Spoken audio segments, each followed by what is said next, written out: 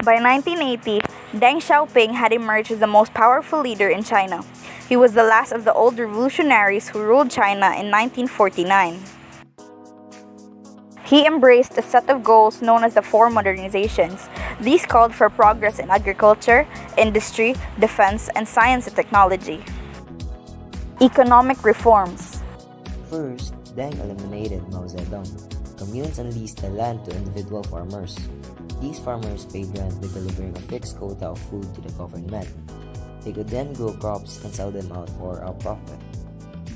Under this system, food production increased by 50% in the years 1978 to 1984. Next, Deng extended his program to industry. The government permitted private businesses to operate. It produced managers of state-owned industries and more freedom to set production goals. Deng also welcomed foreign technologies and investment. Deng's economic policies produced striking changes in Chinese life. However, his reforms also produced negative effects. As living standards improved, the gap between the rich and the poor widened. Increasingly, the public believed that party officials profited from their positions.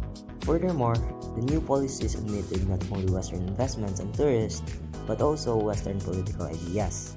As Chinese students learned more about democracy from studying abroad, they began to question China's lack of political freedom.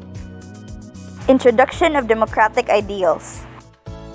In 1989, students sparked a popular uprising that stunned Chinese leaders.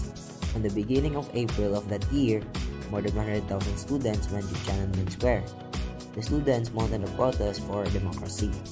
The student protest won widespread popular support. When thousands of students began a hunger strike to highlight their cause, people poured into Tiananmen Square to support them. Many students called for Deng to resign. However, instead of considering political reform, Deng declared martial law. The government's response to the demonstrations became progressively harsher. A propaganda campaign was directed at the marching students, declaring that they sought to create chaos under the heavens.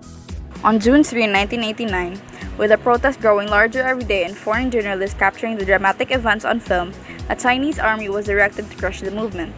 An unknown number of Chinese protesters were killed and wounded during what came to be known as the Tiananmen Square massacre.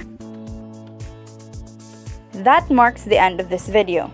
We hope that after watching this, you've learned more about the history which helped build the world we know of today. Please don't forget to like, comment, and share. Thank you!